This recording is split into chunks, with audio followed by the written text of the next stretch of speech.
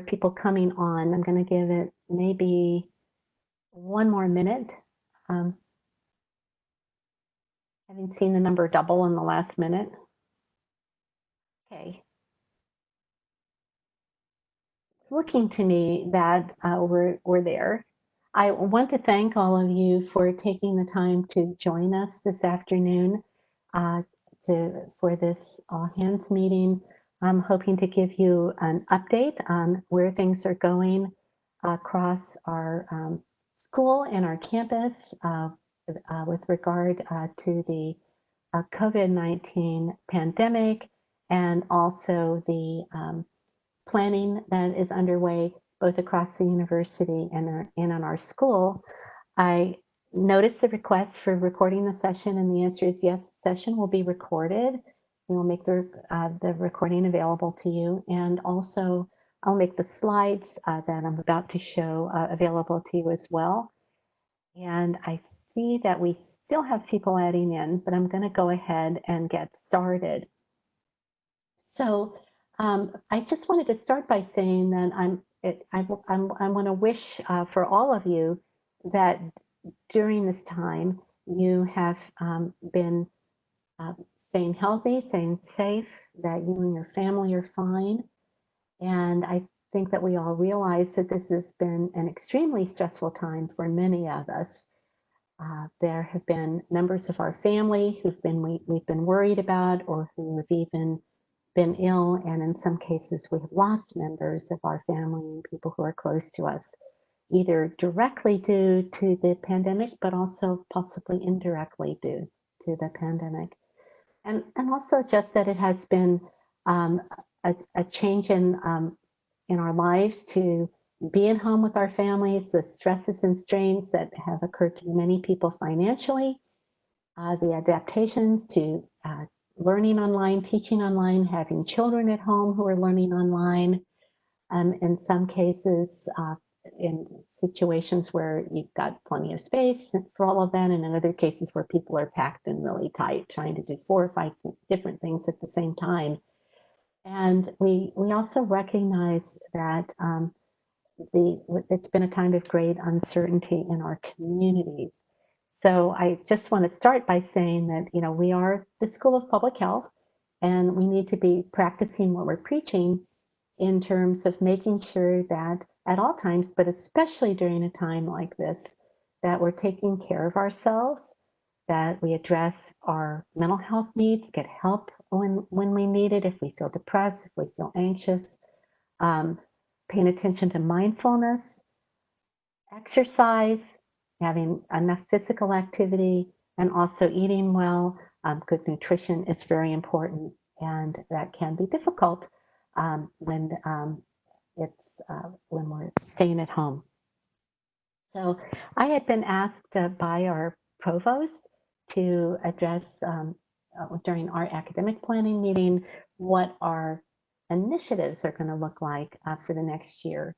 And it is exciting that we have a number of areas where we're moving forward, even while we're going through a time of stress.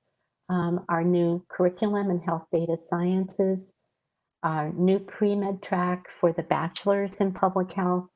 We're consolidating the DRPH programs during this year. And also we've created a new core curriculum for the PhD that's more efficient. We're increasing our central support for applied public health and for research across the school. And of course, a tremendous amount of work to adapt to the COVID-19, not only, online options for residential courses, but of course, last spring, every course went online. And then we're probably going to have opportunities to consolidate our space footprint with what we expect to be an increase in telecommuting, as well as even things like online advising and other online activities. Other priorities, we are continuing to build our doctoral programs. Our health and biomedical data science program is in review by Provost Blake, and we are preparing a proposal for global health PhD. We are working this year in particular on shifting our business model for the PhD 2 NIH doctoral training grants supported PhD programs. The first ones that I'm targeting for this are the health and biomedical data sciences, as well as epidemiology PhDs, where there really is a critical mass of research in certain fields that I think can support the training grant approach. We're continuing to build our research across many areas, not just COVID-19, but a lot of areas related to it. Really, this pandemic affects every department in our school, and there's just a lot of new opportunities to do research, while we're continuing our existing research. Continuing to work to diversify the Biostats Center, what I think is going beyond the NIDDK and the NICHD, not that we abandon them, but that we need more institutes and a broader footprint within NIH. We're increasing our collaborations with a couple of other schools, and in particular this year, very focused on the law school with the new dean of law, who is very health policy oriented, as well as nursing, where Dr. Jeffries and I have agreed that we really need to have a joint nursing MS-MPH program.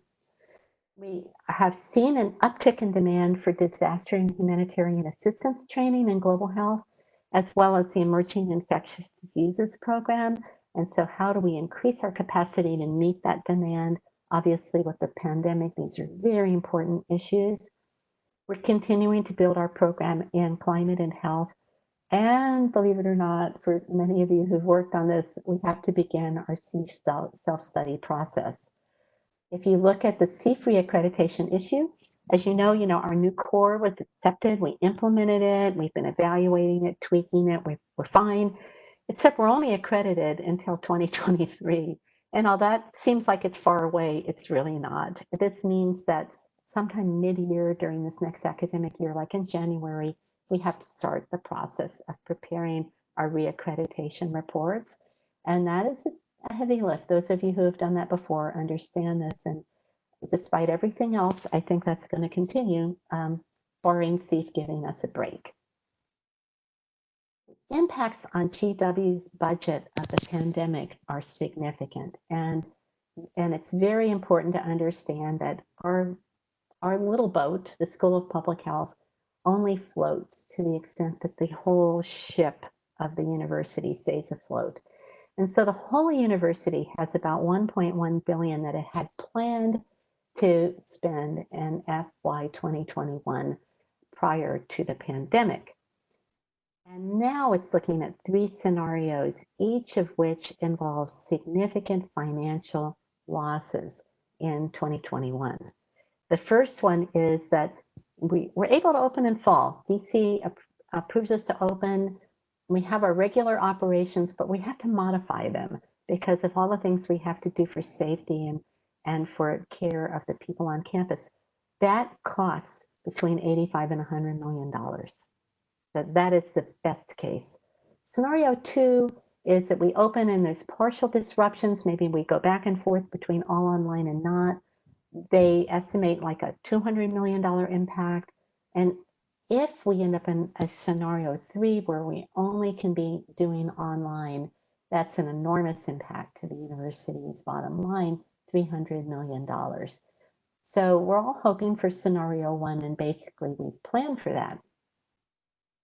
The School of Public Health itself, right now, I'm not going to say my outlook is rosy, but it's pretty favorable for 2021.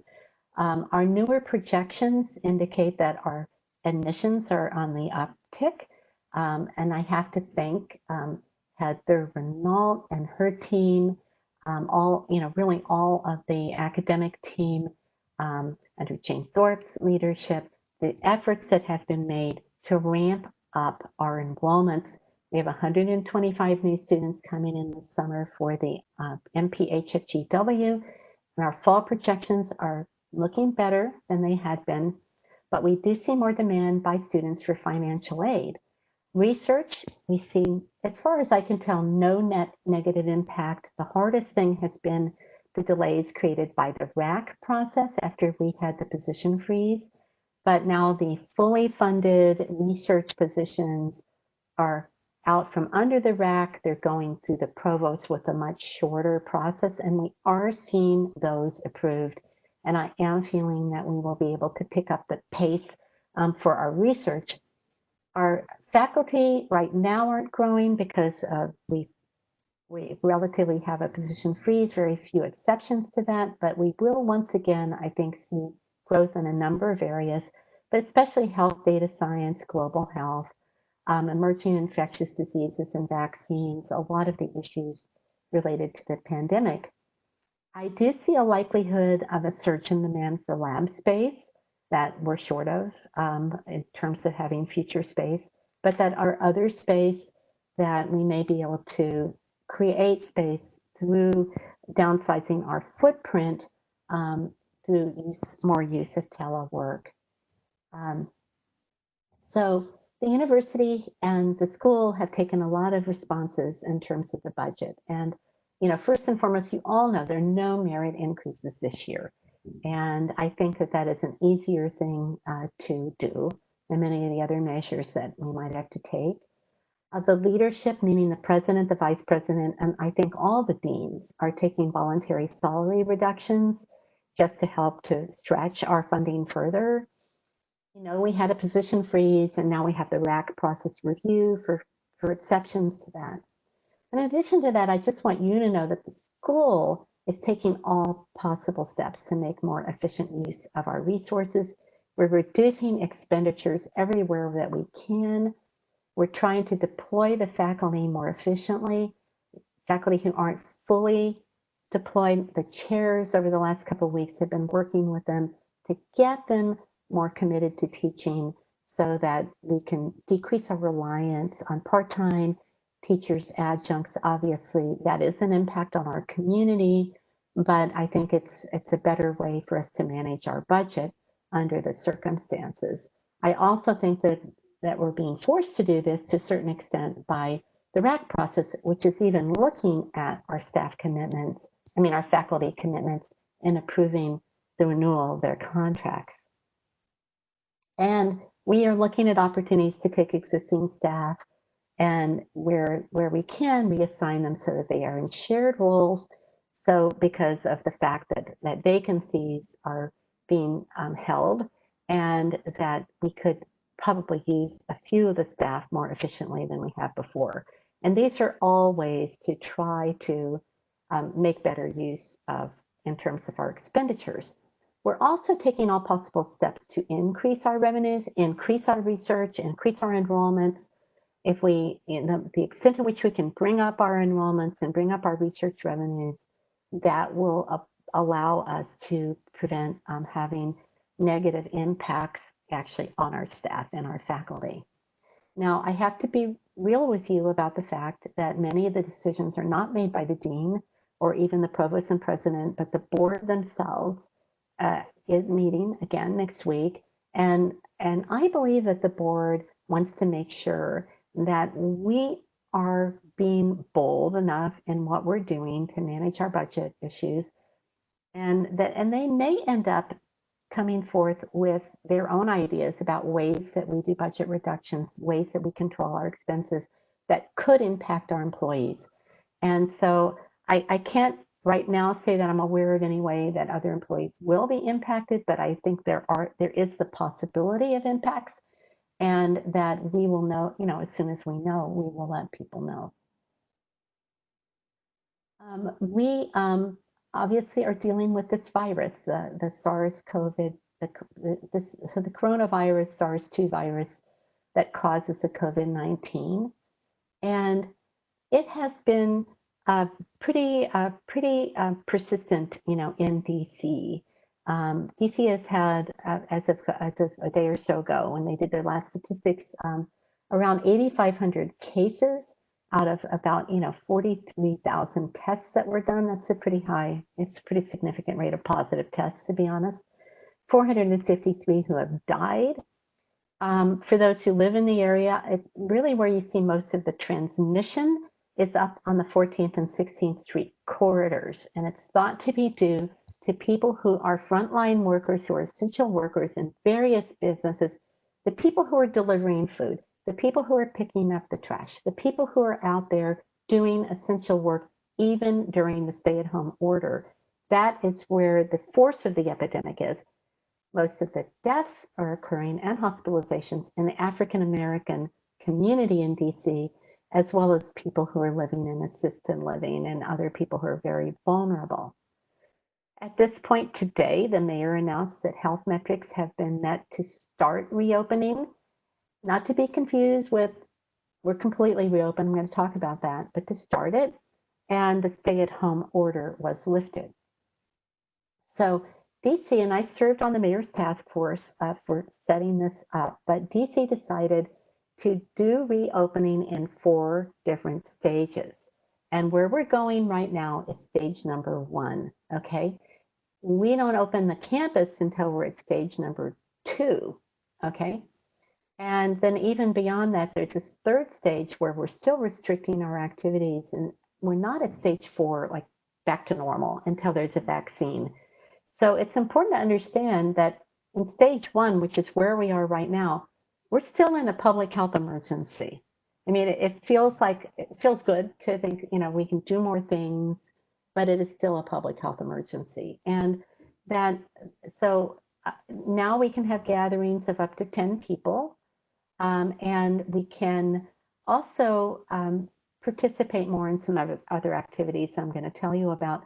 When we hit stage 2, we can have gatherings up to 50 people. And so this will be the situation with regard to how we will be able to operate our school, operate in the university, because I expect we'll stay in stage 2 for a while, given how stubborn the epidemic has been in DC. DC wants us to take a risk-based approach, and that is that we are trying to both reduce the transmission of the virus, but also the consequences. And we know that certain kinds of activities really encourage virus transmission. The one I would advise you not to do at all is the cruise ship, which turned out to be one of the worst settings in terms of the transmission of the virus. DC also has this notion of a hierarchy of strategies for controlling the virus.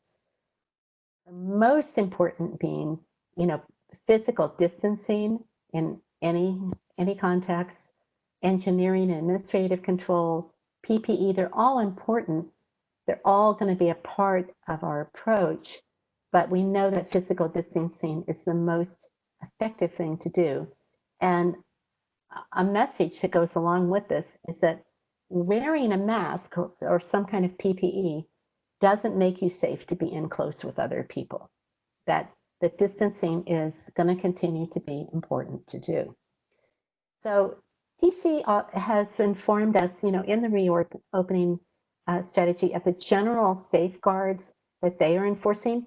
So the fact these are the safeguards for the city means that GW has to do at least all of these things. This is not, the full list of all the things that we'll do, but being citizens of DC, being employers in DC, if we have the vulnerable populations in DC, we need to do these things.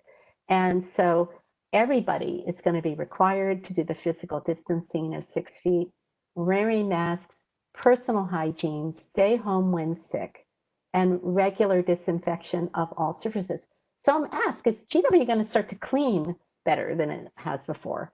Well, yeah, because employers have to do regular cleaning and strict sanitation. We are an employer. We're going to have to do that. So these things are not optional. These are things we have to prove to the city that we're doing in order to operate. Health screenings and protective equipment, protections for workers and their families, especially vulnerable persons, education of employees. And then, vulnerable populations, which are defined as people over the age of 65 and with certain conditions, were to provide some flexibility to them, as well as hygiene, sanitation supplies, testing, safe isolation. So a lot of requirements that would be honest. So right now, today, we're in DC phase 1. So today, again, we have a public health emergency. We're not allowed to gather with more than 10 people. We're to have a 6-foot distance unless we're getting healthcare or a haircut. We're not even allowed to right now to get waxing, threading, or nail care in a salon. So I think that's going to be confusing for some people. They're going to go, salons are open, but not really. Healthcare is opening up. Outdoor dining, no more than 6 to a table. Tables are 6 feet apart, you know. Farmers markets, and then certain kinds of parks and dog parks, tennis courts, tracks and fields are reopening, meaning you can go out there and run around the track. But notice playgrounds, public pools, and rec centers, indoor type things, are not reopening. But I do see more opportunity now to get out there and be physically active in the parks.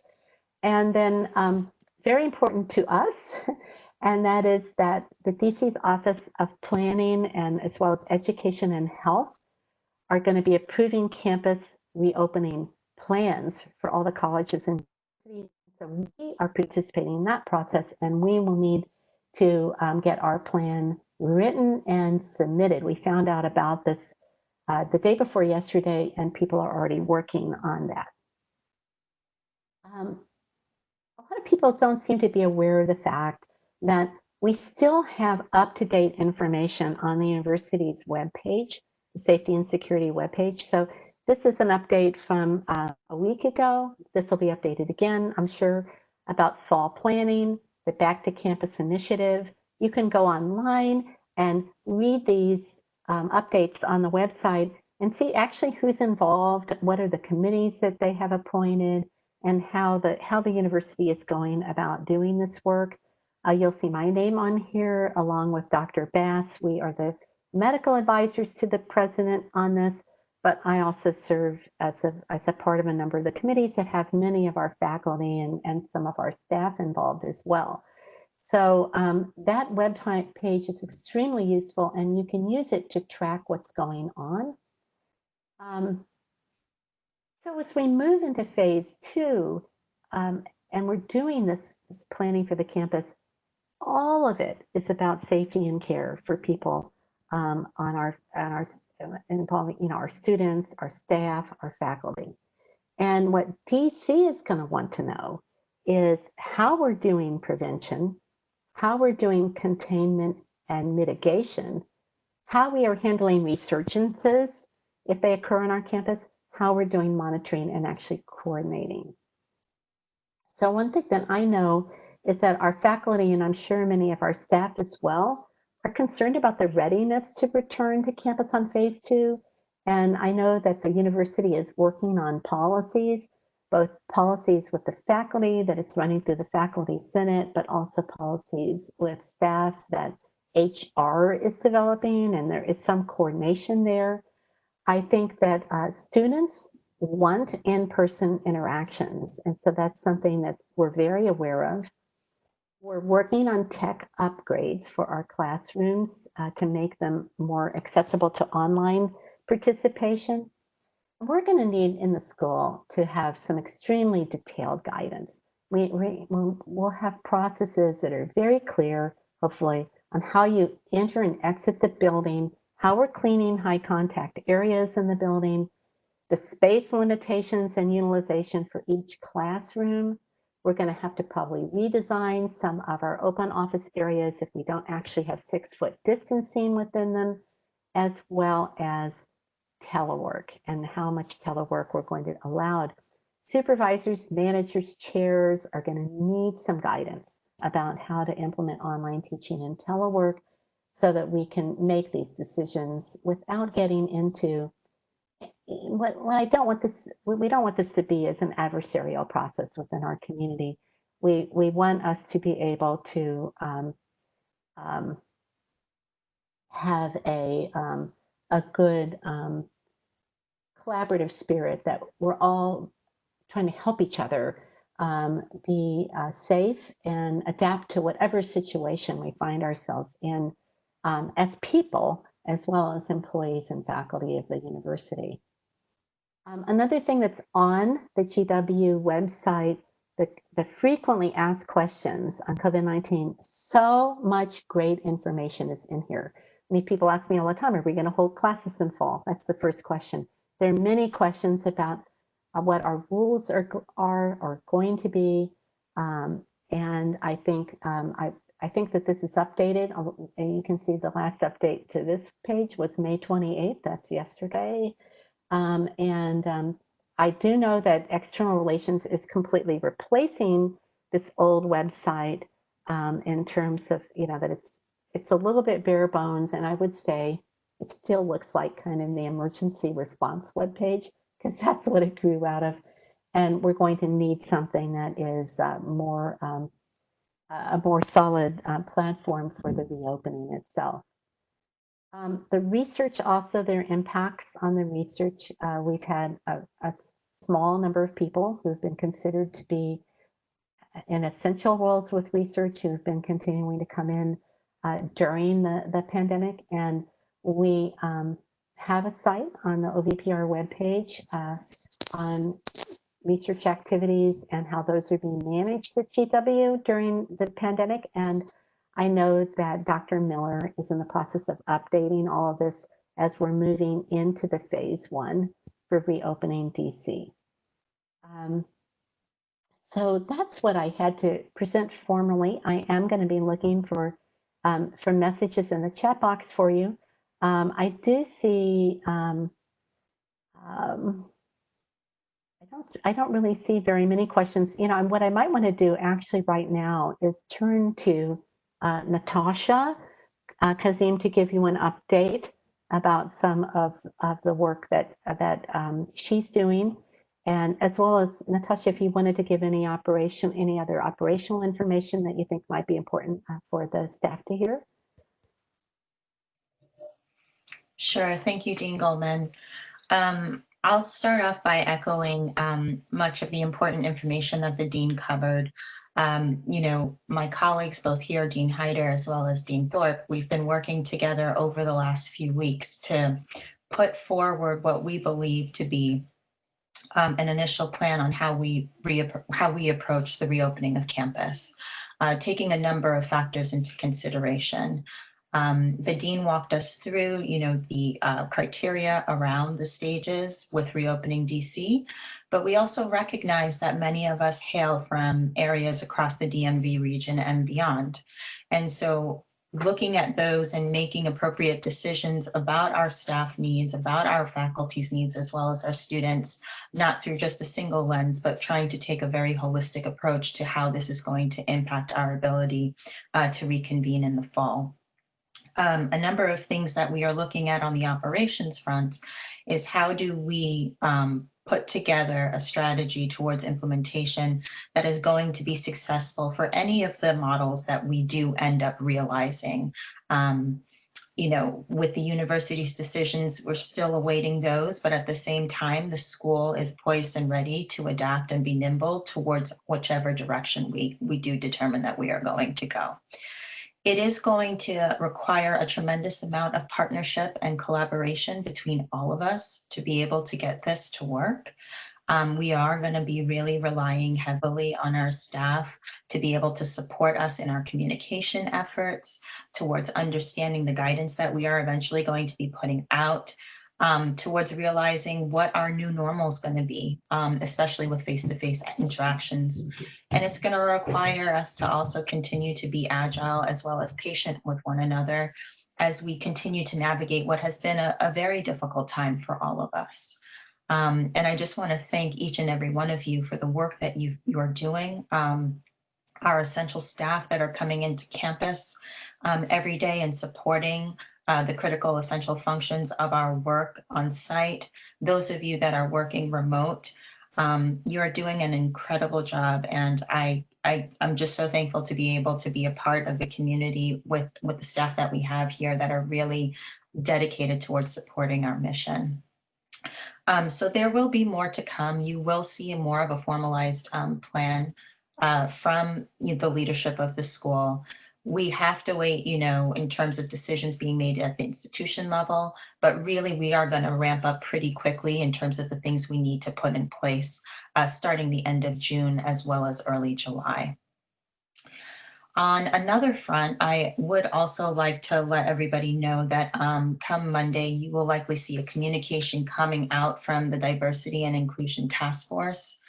that is looking to address what has become a tremendously difficult reality that we are all facing, which essentially has become, a pandemic within a pandemic in terms of the the issues pertaining to not only the Black community, but as well as the Brown community, while we all are dealing with issues around COVID-19.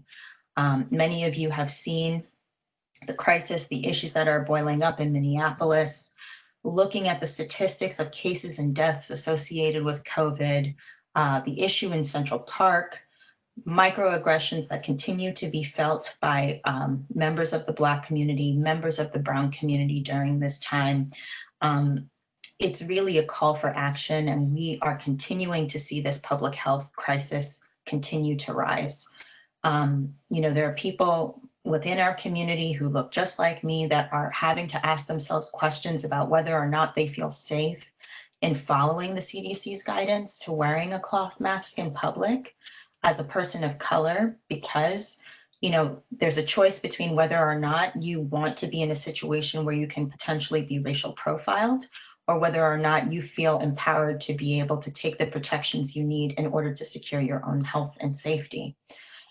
These are all things that are wearing on the hearts of many.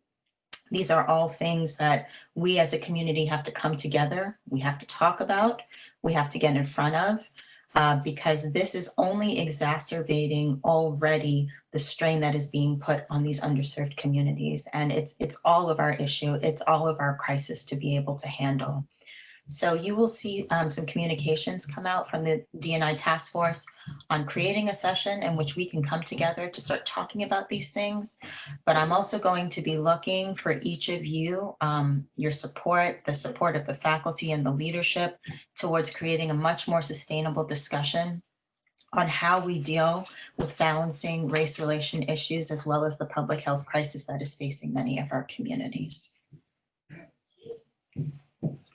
Thank you for that, Natasha. I appreciate that. So I'm going to turn actually to Anand to address Laura's question, whether there's a timeline for resuming human subjects research. I would say I'd broaden this out a little bit, that really all of our research to some extent has had to pause. Some of it has been considered to be essential and has been continued during this time. But how are we bringing research back up again, and then how are we ensuring the safety of staff who do the research? And so, Anand. So thank you very much, Dean Goldman. I'll try my best to address some of these. First of all, greetings, everyone. I hope that everyone is healthy, safe, and well, and positive thoughts from me to all of you. Second, thank you all for your contributions from a research perspective. I want to start by saying that despite the pandemic, despite the fact that we went into a very difficult and challenging times, the research enterprise at the School of Public Health is very, very strong. And in no way part, that is dependent, of course, on the tremendous support that many of you provide in various aspects of research functions, from pre-award to post-award and research management, which is absolutely vital. So thank you for what you do every day to support the research enterprise. We have actually received new grants during this time. We have been able to even get research grants on COVID funded very, very quickly. So just wanted to appreciate that. Second, to let you all know that the university has started drafting a plan for reopening research at GW. The Office of the Vice President for Research had drafted one. They had consultations with the deans for research around the university, including myself, and also the Faculty Senate Research Committee. I am now waiting for the next draft, which I hope will come to us next week, and then we'll hope to circulate that and request all of you to provide comments. I hope also to those of you who are specifically involved with research and grants management, we hope to be calling a meeting in the next 10 days so that you can provide your input into how you think research reopening should be done, whether it's in community-based research, public health research, or lab research, whichever aspects of research that you participate in and you support. So please watch out for next week and the following week. These 2 weeks we'll be putting forward a few opportunities for engagement, both to faculty and to all of you as well. I wanted to say that it is incredibly important for us that safety of all individuals, for faculty, for staff, for our students who are involved in research, and also for research participants is very, very important. And so, as you know, most human subject face-to-face interactions were stopped during this pandemic. For them to be restarted, some studies will have to go back to the Institutional Review Board or the IRB. Other studies can actually restart, maybe convert many of those procedures to an electronic or online or telephone format, depending upon the nature of the study. And so these are means that each PI, each principal investigator has to sit down with their co-investigators and their research staff and their support and think through a plan about reopening. So I'm going to be requesting next week all faculty PIs to really think about their studies and see which elements can be done safely and slowly. But please stay tuned. There are opportunities for engagement in this process, and I very much hope that we will have a little bit more specific planning over the next 2 weeks. Thank you very much from my side. Dean Goldman, if there are specific issues you'd like me to address, please let me know. Thank you so much, Anand. And I really want to put the emphasis on not only the responsibility on the shoulder of the individual faculty as well as the IRB to make sure that everything's being done safely, but also the creativity that's needed among the faculty and the staff. And of course, we are very keen to make sure that the employees are being protected.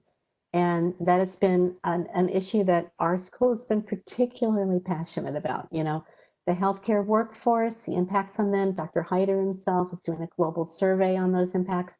Dr. Michaels has been surveying healthcare workers in the United States. Our Healthcare Workforce Institute has been very focused on that.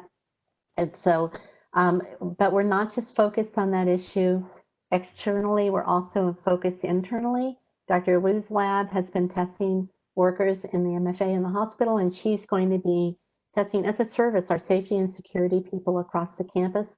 We're very, very concerned to make sure that staff at the university, including our staff, are safe. And I just want to say that.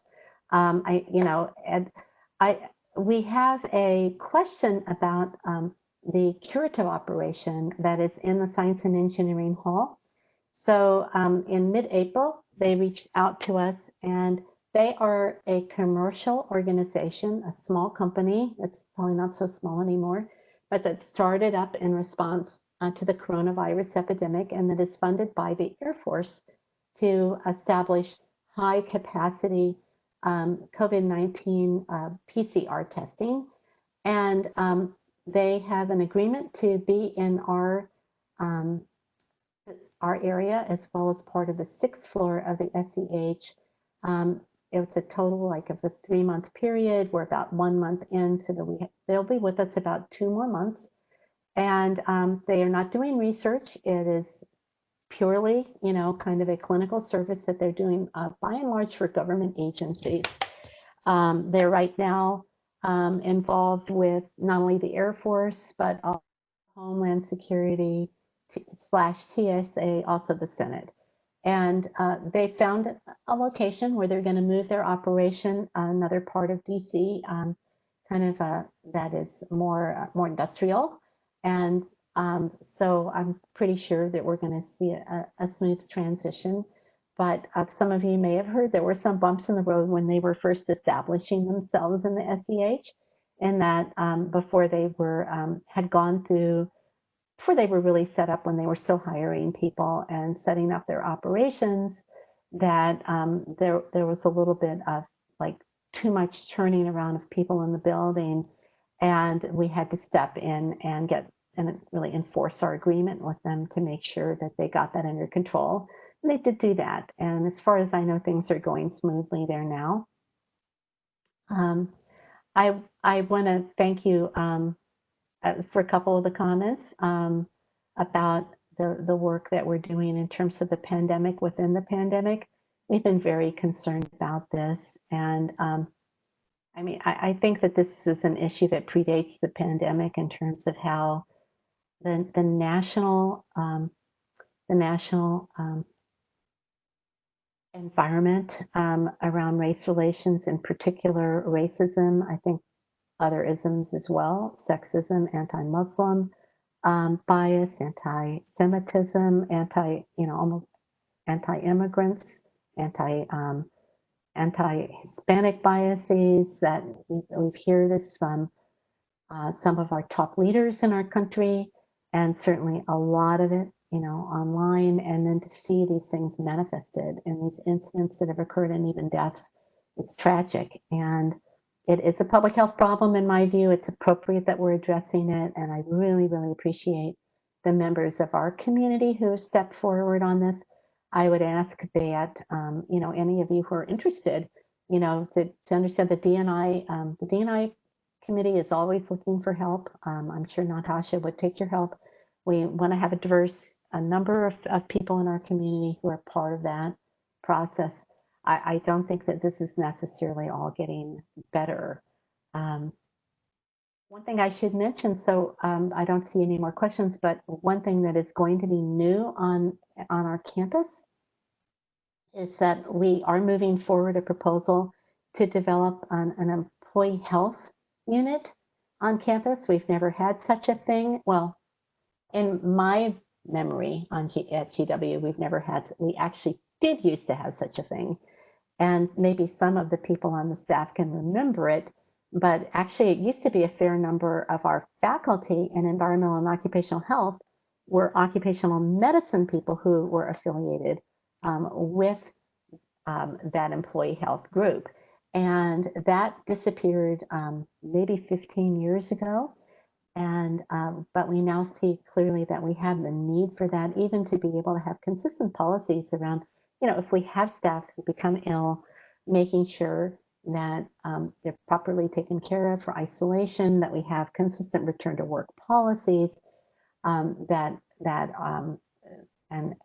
don't rely on you having, a private doctor or somebody you can consult at the drop of a hat, because I know that a lot of you don't have that. Even I have to email my doctor if I want an appointment. It's not that easy to get any doctor's appointment in DC. We know that.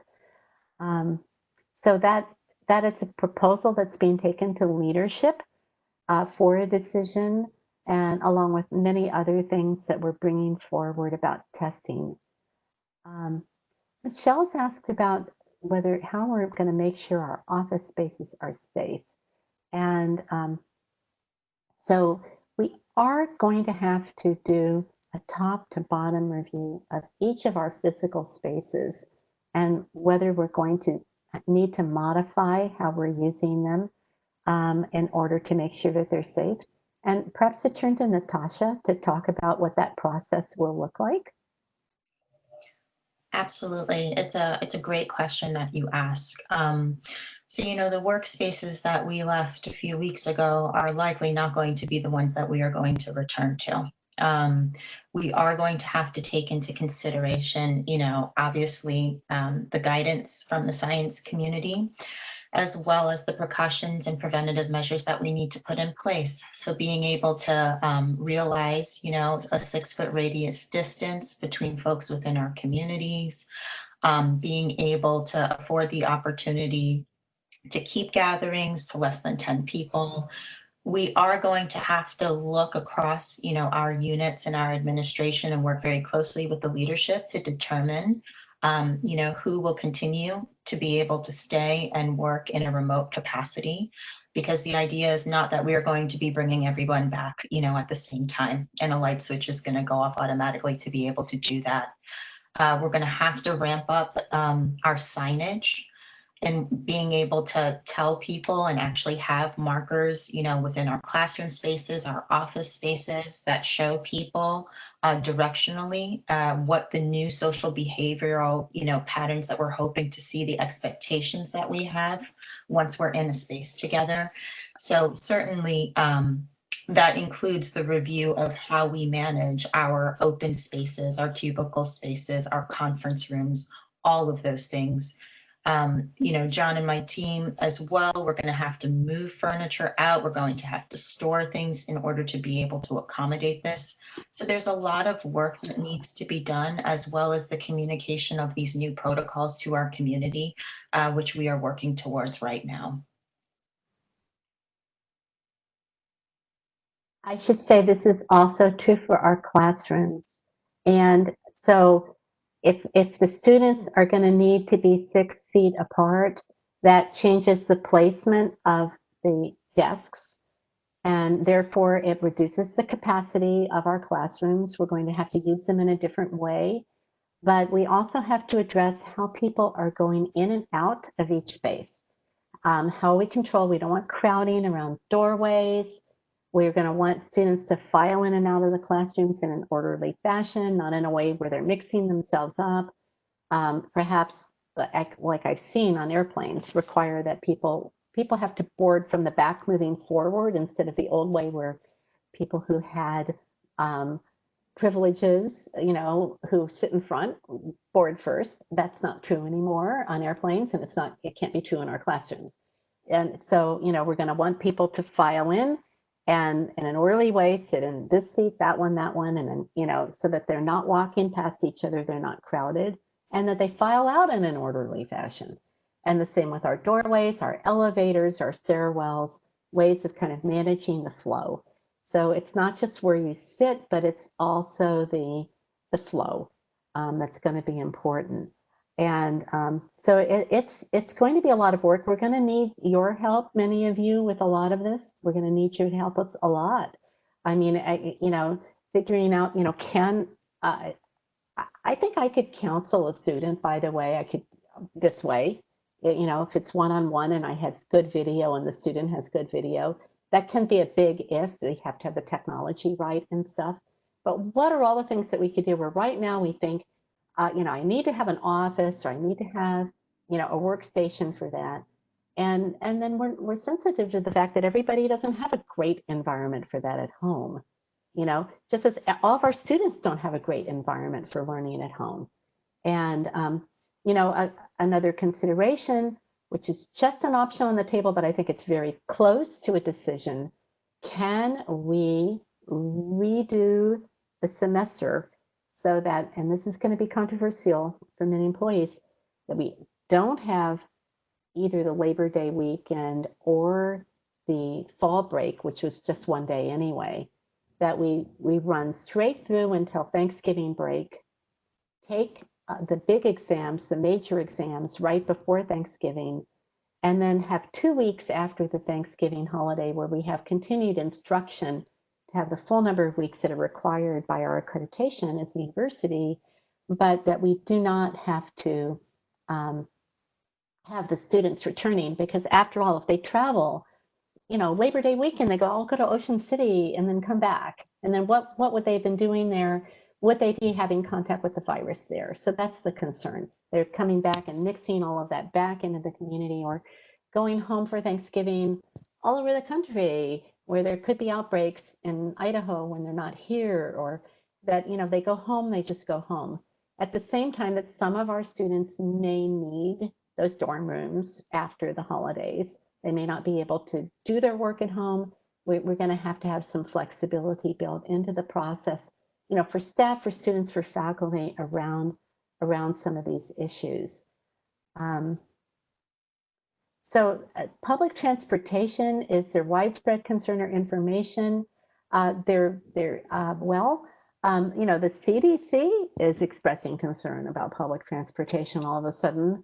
You know, the Metro has adopted a policy of masks, and I think that that's a good idea. I use Metro, although right now my station is closed because there's not enough ridership for them to do the deep cleaning they have to do for it. So that's just how it is. But I think that, you know, I will take, when I use it, I will take wipes.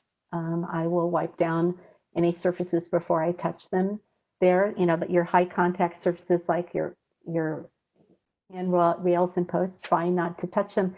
There's few enough people on it right now that I feel like I can space myself out when I'm on it, but it's not going to feel that way once, when DC moves into phase 2, there'll be more and more people riding. So I do think that we're going to have to be concerned about transportation options and whether that might mean continuing remote work for some people, or whether it might mean carpooling, or how we're going to do that. We're going to have to work those things through. How we will gauge the safety of students, faculty, and staff. So we are going to assess everybody's infectivity at the point in time that we're all coming back together in fall. We're going to test everybody, is basically the plan.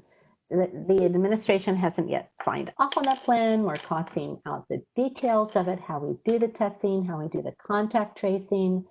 We'd like to have an app where people are plugged in to the information around all of that, and they can input information about their symptoms and so forth. But then, once we have that, then we can see if we're having a problem, where we're having it. If there's specific students who are infected, they're going to need to be isolated.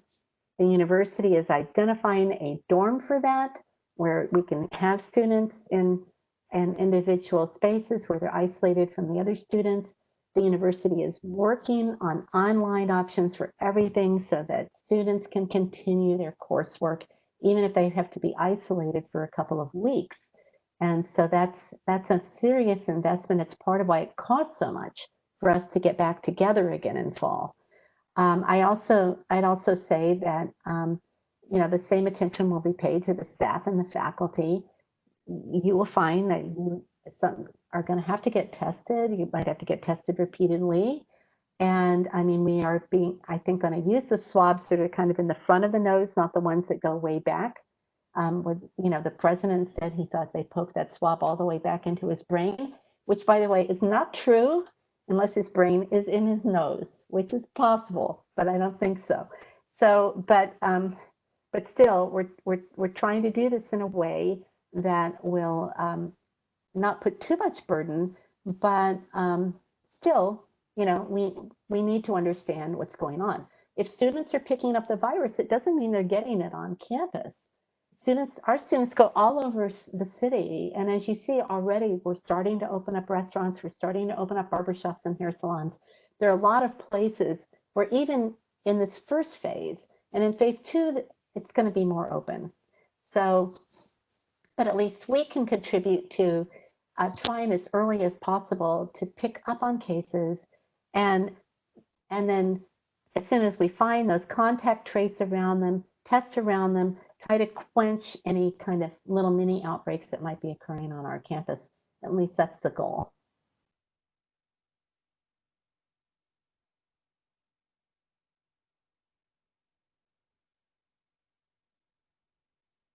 Any other comments?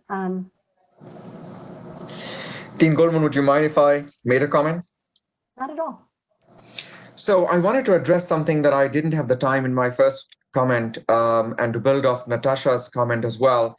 I think this pandemic is really demonstrating what we in public health stand for, which is to look after those who are vulnerable, to make sure that evidence speaks out louder than anything else.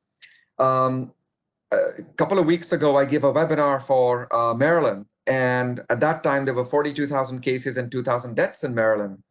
But 50% and more of those deaths were in African Americans and Hispanic populations, which represent less than a third of the population of Maryland. And so these statistics has made us incredibly, incredibly concerned because of the issues that pertain to access to healthcare, access to treatment, access to prevention amongst our vulnerable populations. And I think the events of the past 48 hours has made all of us extremely uncomfortable. So I just want to make sure that we as a school, we as a community, we as individuals, we are all have multiple identities. So we are in public health, we call that our intersectionality.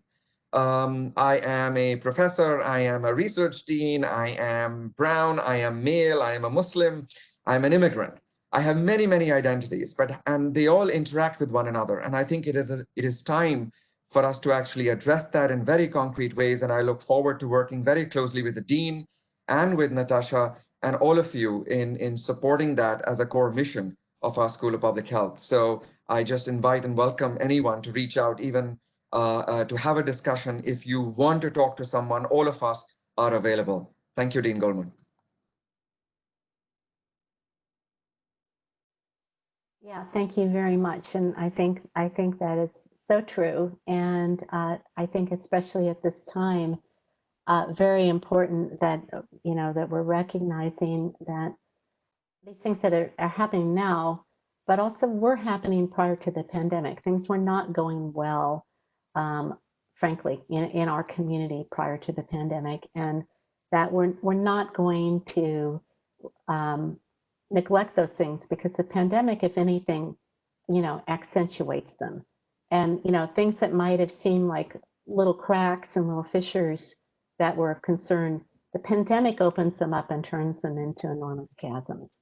And I think that it requires that we really focus our attention, on the culture, on diversity and inclusion, and, on the kinds of conversations, that Natasha has been promoting along with the D&I task force to restore the health of our community in every way possible. Yes, all faculty and staff, as well as all students, we're planning to test. All of you, meaning that one way or another, we even plan, we certainly plan to get nasal swabs and hopefully also a little bit of blood. There will be some people who don't have to do that. We have medical reasons or other reasons not to do that, but we want to understand not only that we're bringing people back on campus who are not infected, and if we find people who are, that we're isolating them so that we can have a COVID-19 free campus, but also when we look at the blood, who has been, and eventually there will be much more meaning that we can derive from that when we understand more about the immunity. Other questions? I know there have to be a ton of them.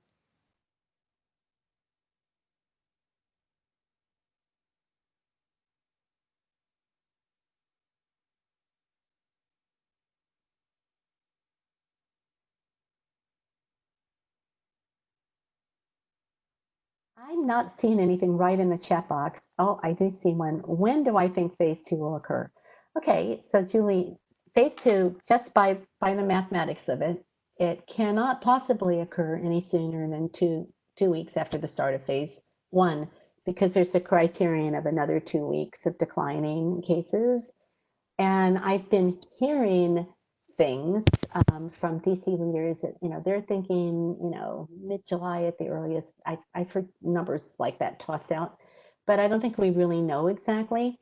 There is some more shoring up of the infrastructure that has to happen, particularly the infrastructure for contact tracing, and also that there is more availability of testing for a broader swath of the community. So it probably is going to take a little longer than a couple of weeks, maybe as much as a month, maybe even as much as 6 weeks. A question, are we going to do telework on the basis of limited childcare? So when we're allowed to open, the schools will be allowed to open as well.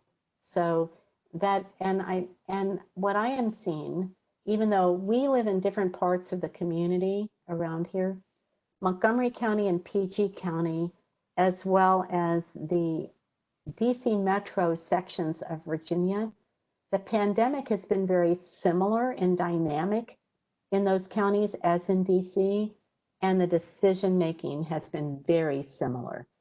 And I think that what we're going to see in fall, if we're able to move into phase 2, that whatever they call that same thing in Maryland and Virginia, they will be reopening the schools in those counties.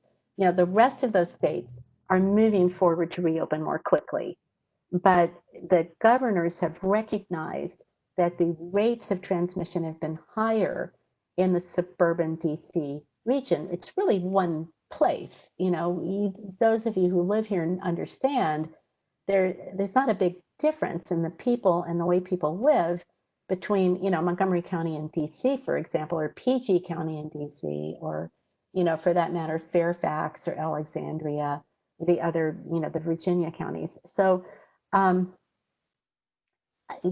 now, whether, so I think that the schools, though, may be on some kind of alternative calendar, So one thing that we may need to do is to have an understanding, those of you who have kids in the schools.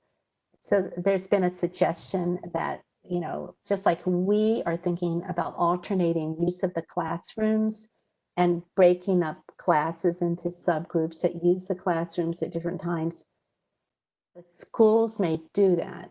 And so I can imagine a situation where a staff person finds that their kid is on an alternate schedule, and that they therefore are going to have to be on an alternate schedule for work.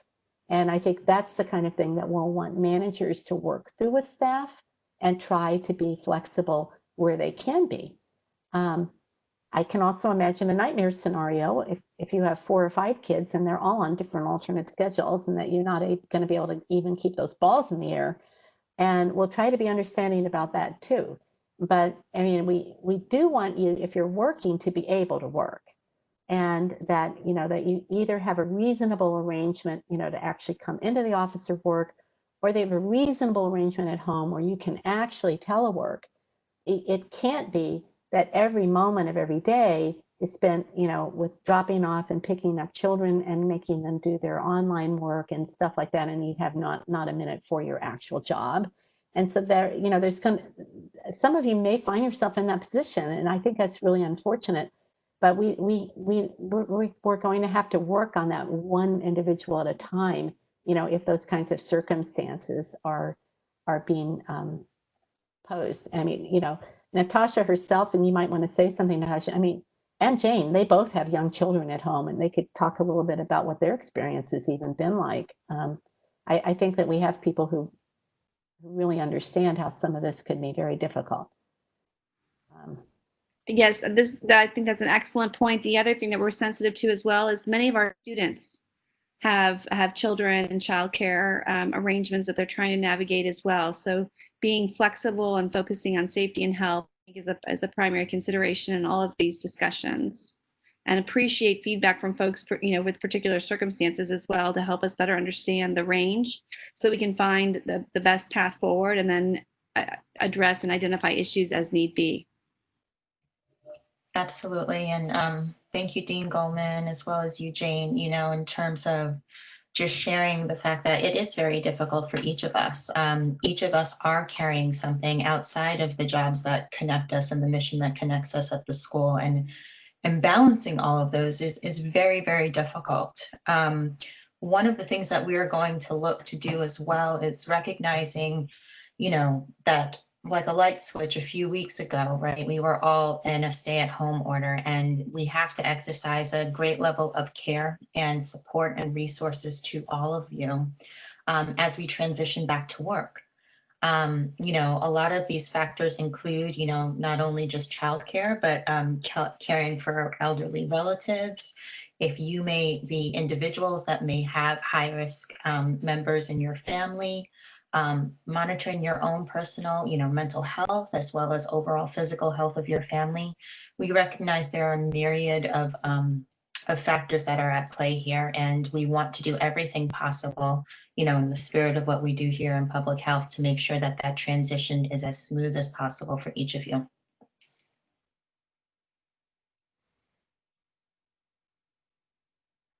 Okay. There's another question about seasonality. So Dan, at this point in time, we don't think of the COVID-19 as a seasonal virus. I personally believe it has the potential to turn into a seasonal virus, but in the current setting where nobody has immunity, basically, it seems to just be continuously transmitted. And it has been transmitted in all kinds of places, hot and cold. LA has had a major epidemic. It's not a cold place.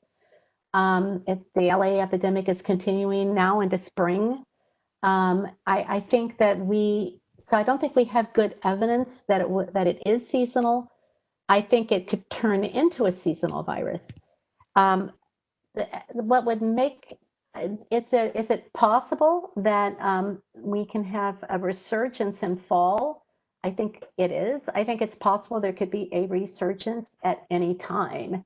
And I think what will fuel a resurgence at this point, given the issue with immunity, is if people let their guard down and stop behaving the way they should in terms of social distancing and wearing masks.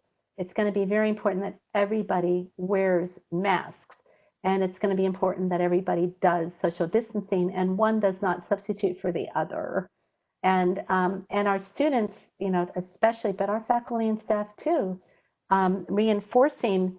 I had a faculty member that asked me, what am I supposed to do if I cough on a student, and am I going to be sued from it? And it's like, well, sir, you're not supposed to cough on students. If you're wearing a mask, so you're not going to cough on anyone. You're going to cough into a mask. That is going to be the new normal. And so, I'm looking forward. I'm going to be doing a symposium for the faculty across the university. I'm looking forward to getting that question from some of our faculty, because I can't wait to say that in front of all of them. But speaking seriously, I have seen, I flew from one coast to the other, and I saw one set of behaviors, frankly, in an airport in San Francisco where everyone wore their mask. They were distancing, they were obeying the instructions to board and leave the airplanes in a very orderly fashion. And my same airplane full of people, when we landed in DC, were acting just like the people in IAD, which is that they were crowding, they were jostling, shoving, the usual things that people do in DC, our usual behavior. And even though people had masks, they were pulling them down below their nose, or some of them did not really look like good face coverings at all, And so I think that we're going to have to enforce a behavior pattern that is different than normal, and make that into kind of a new expectation. And frankly, that our students are going to catch on to it faster than our faculty. And all of you will probably be more like the students in terms of, look, if this is the new normal, you're going to do it. But I will tell you, it'll be like smoking. If you lit up in the lobby of 950, a lot of people, there'd be an outcry. And it's going to be like that. If you walk in without a mask during this thing, it's not going to meet the new norms of the institution. And, but are we going to have to be ready at any time to deal with a resurgence? Yes, at any time. And the city's going to be monitoring. If DC allows us to continue to be open and manage little outbreaks on the campus with our own measures in terms of isolating people, screening, testing, that's what we're going to try to do, then that's what we'll do. But if DC says everybody has to go home and we have to go back to a stay at home, then we'll have to just do that. I hope we don't flunk stage 2 and go back to stage 0. But that could happen and I think it all depends on us. It's not, it's not the season of the year, it's us. Are they thinking about cuts across the board versus tailored cuts? From Christina Fenton. So Christina, I think that the board has been very clear that it wants to see specific budget cuts that are in certain things, and that they have been pushing for longer term decision making, which I think is very hard to do with something that, did not even exist as a problem more than 3 months ago. But I think that's what they're looking for. But I don't see it as a completely not across the board issue. No, I don't. And I think that our school's financial situation will help to mitigate against some of it. But I also think that we, like everybody else, are going to have to be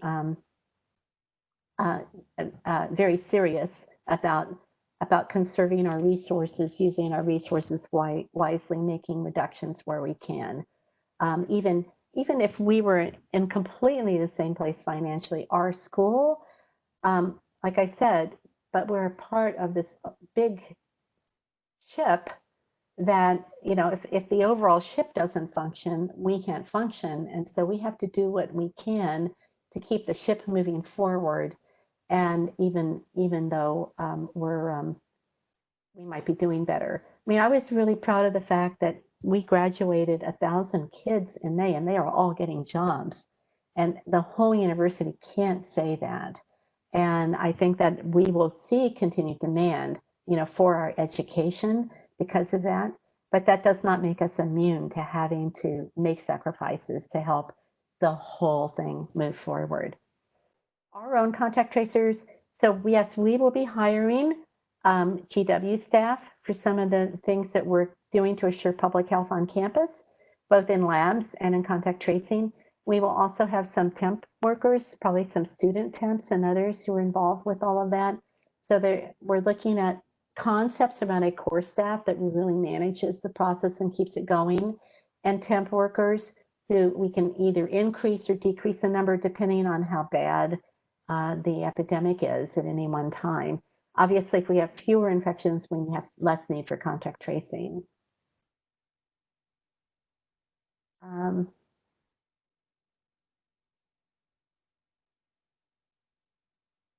And thanks to all of you. Are there other questions?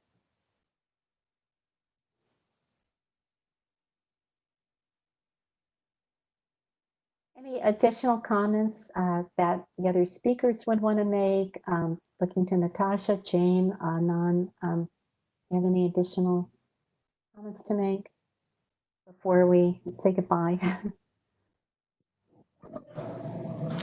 Well, maybe just to add, Dean Goldman, that this town hall sort of kickstarts a community effort at looking at reopening leadership, and with the support of my colleagues Natasha, Jane, and many other of the associate deans, chairs, and everyone. We have to work as a community to come back stronger, better than before. And while COVID-19 does place a great burden on us, I think caring for each other is going to be incredibly important, and keeping science at the forefront of what we do. To hearsay, anecdotes, and opinions, because there are so much misinformation out there. So please, if you hear about something, do check with many of us in the school. We have leaders in COVID-19 research. So just wanted to make a plug out and warn you that there are many incorrect pieces of information circling out there. But we hope and will work very hard to make sure we are evidence-based. Thank you. Let me just echo Dean Hyder's remarks and all that's been said. Frankly, I think this has been a great opportunity to come together as a community. And I just want to thank everyone for their creativity, their flexibility, for their adaptability. It's really been remarkable and inspiring to see the incredible efforts across our school, the support for our staff, the support for our students, the faculty. We've encountered great challenges, but I think we've also been able to take advantage of incredible opportunities, really staying focused on, again, the health and safety, not only of our community and our school and our university, but the broader community as well. And it's really been incredible. And I think as we go forward in the coming weeks, there will be many more decisions to be made. Obviously on the academic affairs side in particular, as we're thinking carefully about summer and fall. And I just appreciate and welcome input, ideas. It's all very helpful to have those perspectives as we think about the best path forward for our community. And a thank you to my fellow colleagues for the incredible leadership I think that continues to drive us forward. Thank you, Jane. I also echo all of the comments that were made here today by members of the leadership that are present. I just want to thank each of you for taking the time today to meeting with us and hearing some of the updates from the dean, as well as what is happening in the university. Please know that we're committed to staying in communication with you, especially as we get more information, and we'll make sure that that is very timely so that you can begin making plans and efforts. We also, want to underscore the fact that we understand during this time of social distancing and social isolation that, you know, you may need resources, you may need support, your family may need support. I encourage you to please reach out to our HR team. We have an employee assistance program. We have other tools available to you as well in terms of counseling and any other support that is needed at this time. So if you need anything at all, please don't hesitate to reach out to the HR team or even myself during this time. And we hope that you all have a wonderful weekend. Thank you for that. I just want to note that there was a comment asking to reiterate on the phone numbers about getting mental health support, and that Heather Renault put into the chat window a link on the GW Benefits website for Mental Health Awareness Month. I'm just mentioning that now because I know when this is over, the chat window will disappear. And so if you want to get to that, you might want to do that right now. And also I see a note from Nina around, you know, the option to continue teleworking. And so, you know, on whatever basis people want to telework, ultimately, this is a conversation that has to occur between the employee and their managers. And, you know, we want the managers to be flexible, but we don't want people assigned to telework where the job can't actually be accomplished that way. And so, you know, figuring out how we can accommodate and whether people would be teleworking all the time or at times coming into the office so that there is some opportunity for interaction, even if it is in very weird meetings where people are spaced 6 feet apart. That is something that we're going to have to make a judgment call about. Yes, the point that we can get the 1-year membership benefit for Headspace, you can get it for free. It's a benefit from working at GW. Look at that Headspace benefit on the GW Benefits website. I'm hearing good feedback about it. And again, I think it goes back to my first message that we have to practice what we preach, you know, that we're preaching health and wellness. And so practicing health and wellness is important. Or as somebody reminded me the other day, you know, you put on your own oxygen mask before you help the next person. And that we all have to do that. We have to make sure that we take care of ourselves, put on our own oxygen mask first. So I just want to thank you all for joining us, and thanks for those of you who are putting the thank yous into the comment site. That means a lot to us, and we will be doing this again when we hit a point where we're actually putting that plan in, where there'll be a lot more information from GW about how it's doing the reopening. But I just can't thank all of you enough in closing for everything that you do every day. For the school, for the university, for our students, for our faculty, for each other. Thank you so much. I'm just very grateful to you all. Bye-bye and have a great weekend.